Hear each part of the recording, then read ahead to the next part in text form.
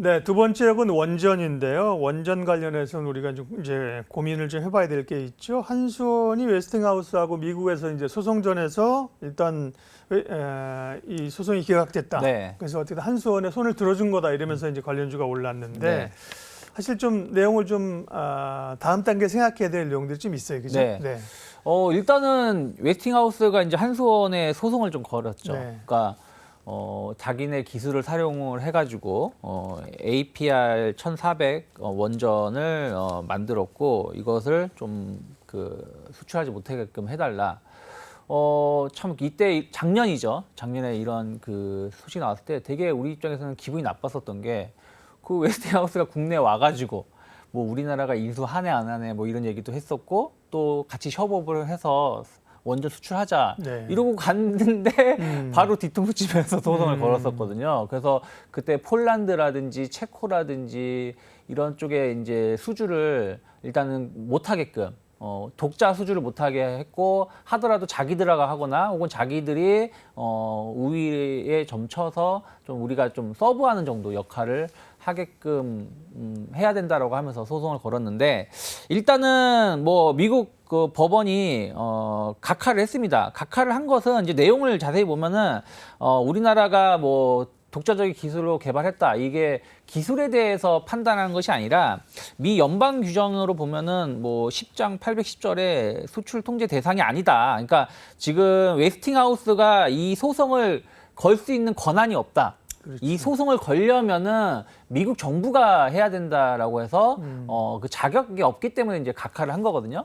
근데 이제 그러면 이제 아까 말씀드린 것처럼 우리나라 독자 기술인 것인지 아니면 웨스팅하우스의 기술인지를 판단은 하지 않은 거라서 다시 한번 이제 미국 정부를 통해서 소송을 건다라면 아직은 뭐 완전히 끝난 게 아니다. 끝날 때까지 끝난 게 아니라고 해석할 수가 있는데 또 다르게 본다라면 첫 번째는 굳이 미국 정부가 이렇게까지 소송을 걸면서 척을 질 필요가 있을까? IRA 이런 부분들 때문에 좀 우리나라 국민들이 좀 감정이 상한 부분들도 미국 사람들도 알 거고 미국 정부도 그리고 어쨌든 투자를 많이 하고 있지 않습니까?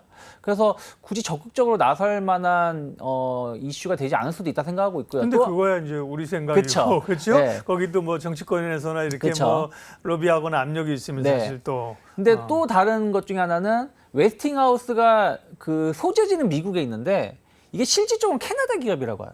예. 그러니까 굳이 미국이 캐나다 정부를 도와주기 위해서 소송을 걸어줄 것이냐 이런 얘기도 좀 있습니다. 그래서 미국 정부가 소송을 걸지 안 걸지는 좀 모르겠지만 일단 제가 시장에서는 적극적으로 소송 가능성 좀 제한적으로 좀 예상을 좀 하고 있고요. 전망을 좀 하고 있고 그러면 이제 폴란드든 체코든 약간 독립적인 원전 수주에 대한 어떤 기대감들을 다시 한번 나올 수 있지 않을까 판단을 좀 하고 있습니다. 예, 기본적으로는 이제 원전은 수주에 대한 기대감이 항상 있는 거고요. 네. 그런데 이제 법률적인 오늘 어쨌든 반가운 소식이죠, 그죠? 여기서 그쵸. 첫 단계부터 이제 브레이크가 걸렸으면 어려울 텐데 잠깐 SMR로 좀 가겠습니다. 최근에 이제 소형 모듈 원전 SMR이 원전 가운데서 주목받고 있는데 네. 사실 아직 이렇다 할 성과는 없는데 그쵸. 뭐 제일 많이 얘기되는 게 어쨌든 관련해서는 두산 에너빌리티랑 네, 현대건설. 현대건설. 현대건설 얘기가 또 많이 나오는데 네. SMR 관련해서는 국내 업체들 가능성이 얼마나 있을까요? 저도 이건 잘 모르겠어요. 왜냐하면 미국에서도 SMR을 진짜 예전부터 준비를 많이 했는데 아직까지도 성공을 그렇죠. 못했고 이번에 이제 본격적으로 이제 한 4기가 좀 이제 건설을 한다라는 거 아니겠습니까? 그래서 그게 이게 이론적으로는 이론적인 내용하고 실제 이제 실증을 하지 못한 거기 때문에 성공 가능성을 좀 봐야 된다 생각을 좀 하고 있는데 어찌됐든 지금 뭐 두산 에너빌리티가 미국 SMR 관련돼서 제품을 좀 제작하고 있다는 얘기도 좀 있었고요. SMR 관련해서 가장 유럽에서 적극적인 국가는 프랑스입니다. 프랑스는 원래 원전에 대해서 원전 강국이죠. 네, 네. 원전 강국이고 우호적인 국가다 보니까 SMR 관련해서 조금 관심을 좀 많이 보여주고 있고 이번에 이제 우크라이나 관련해서도 우리나라 경제 사절단이 가면서 약간 이제 우크라이나 재건을 했을 때 어쨌든 재건을 했을 때 가장 중요한 건 에너지 원천 아니겠습니까? 아무리 좋은 건물 삐까번쩍게 지어도 전기 공급이 안 되면 아무 의미 없는 거니까요. 그래서 관련해서 전기를 좀 많이 공급할 수 있는 게 원전이다 보니까 원전 관련해서 우크라이나가 SM에 관련해서 조금 얘기가 좀 나오고 있는 것 같습니다. 그래서 뭐 현대건설 같은 경우는 미국 원전 파트너 홀텍스하고 함께 폴란드라든지 우크라이나 관련해서 에너지 인프라 재건에 좀 참여하겠다 얘기가 좀 있었고요.